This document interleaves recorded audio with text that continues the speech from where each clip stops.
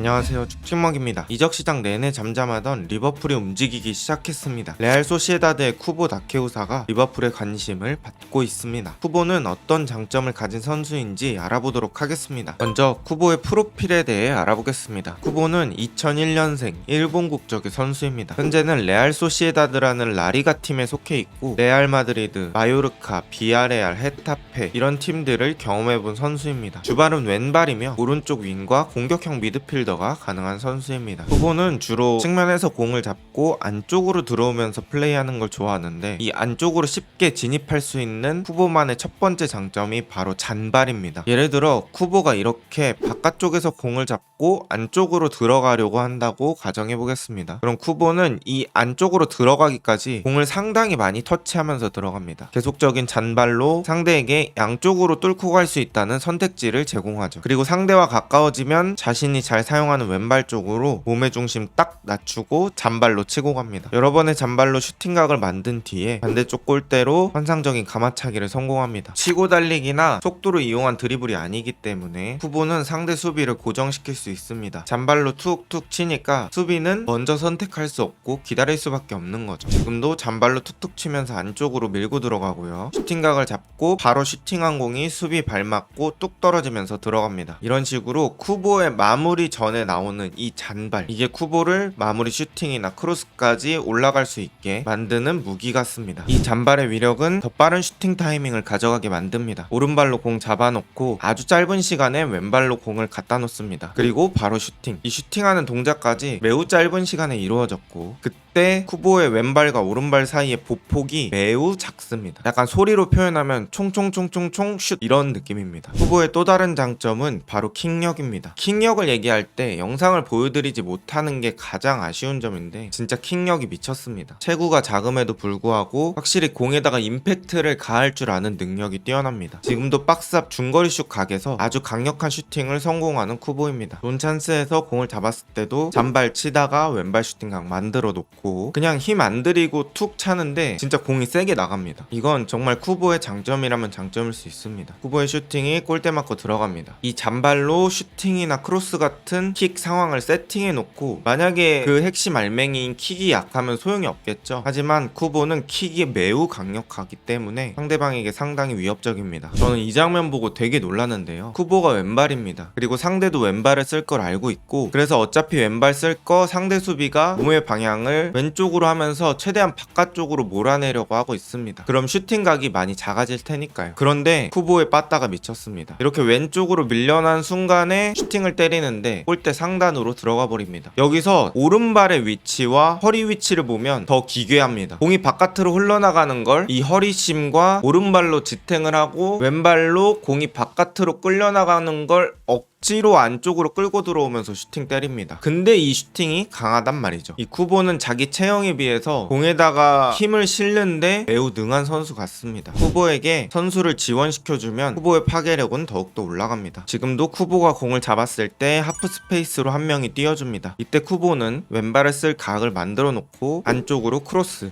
이 크로스의 궤적도 괜찮습니다. 그리고 들어오는 선수가 헤딩으로 득점을 만듭니다. 이렇게 풀백들이 자주 움직여준다면 쿠보의 파괴력을 더 증가시킬 수 있겠죠. 그리고 쿠보는 오른발도 꽤 잘 씁니다. 물론 대부분이 왼발을 많이 사용하긴 하지만 오른발 슈팅도 나쁘지 않은 정도입니다. 지금도 골키퍼와 수비 사이 공간을 보고 완벽한 궤적으로 크로스를 넣어주고 여기서 동료가 마무리합니다. 이런 능력들을 보면 자신이 마무리하는 능력뿐만 아니라 공간으로 들어갈 동료에 대한 움직임 그리고 시야, 플레이메이킹 능력까지 있다고 할 수 있겠습니다. 그러다 보니 실제 경기에서도 전술적으로 활용할 수 있는 장면들이 나옵니다. 챔피언스리그 인터밀란과의 경기인데요. 역습 상황에서 쿠보가 바깥쪽에서 박스 안쪽으로 공을 가지고 들어옵니다. 이때 상대 수비 한 명은 딸려 나오게 되고요. 쿠보의 왼발 슈팅각을 막기 위해서 또 다른 수비 한 명이 동원됩니다. 쿠보는 여기서 슈팅을 하지 않고 또 잔발로 앞으로 나아갑니다. 여기서 또 들어오던 또 한 명의 선수가 붙어주면서 쿠보 혼자서 수비 3명을 달고 달리는 장면이 연출됩니다. 뭐 여기서 뒤쪽에 한 선수라든지 아니면 반대쪽에 뛰어가는 선수라든지 있으면 훨씬 더 좋은 기회를 맞을 수 있겠죠. 이렇게 쿠보의 슈팅 능력과 크로스 능력 때문에 상대 선수들을 여러 명을 자신에게 붙여놓을 수 있다는 것이 아주 큰 장점입니다. 감독 입장에서는 쿠보에게 수비가 달라붙으니까 이 점을 이용해서 전술적으로 이득을 보는 방법을 고민해볼 수도 있겠죠. 지금 이 장면도 신선합니다. 쿠보가 평소보단 조금 낮은 위치에서 공을 가지고 안쪽으로 들어옵니다. 이때 인테르의 수비 진영을 보겠습니다. 대각선으로 접근 금지선 그어놓고 여기 넘어오지 말라고 하는 것 같습니다. 선수들이 아예 한쪽으로 몰려있고 쿠보는 이를 이용해서 반대쪽으로 공을 전개해줍니다. 반대에서 공을 받은 선수는 1대1 드리블 할 수 있는 찬스를 맞게 됩니다. 이런 식으로 쿠보가 사이드에서 공을 챙겨주면 여러 장점들이 있다는 거죠. 그럼 쿠보와 리버풀의 이적설을 한번 보겠습니다. 일단 리버풀이 쿠보에 대해 이적료를 생각하고 있는 게 6,500만 유로, 우리 돈으로는 983억 원 정도라고 합니다. 리버풀로서는 엄청나게 큰 금액을 제안하는 건데 물론 어리고 실력도 좋은 선수지만 이 금액을 들었을 때는 약간의 신뢰도가 떨어지는 느낌은 들었습니다. 또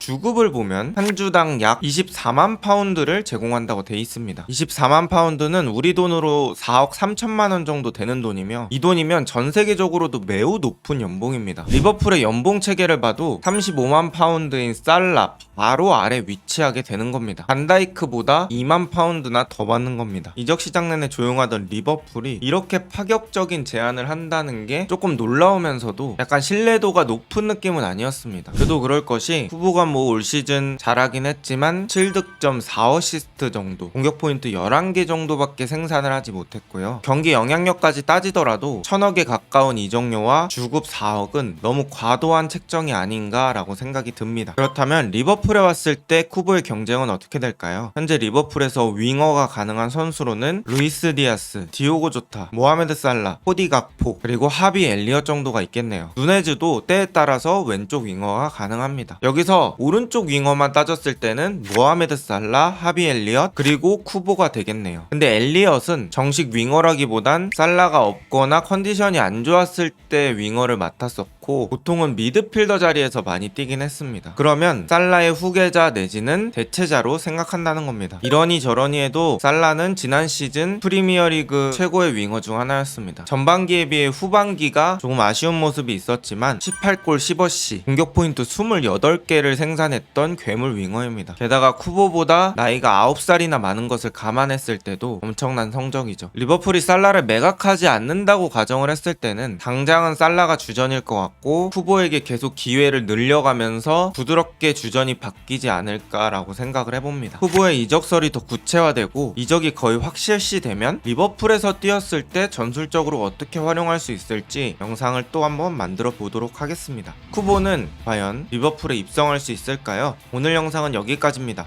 좋은 하루 되세요.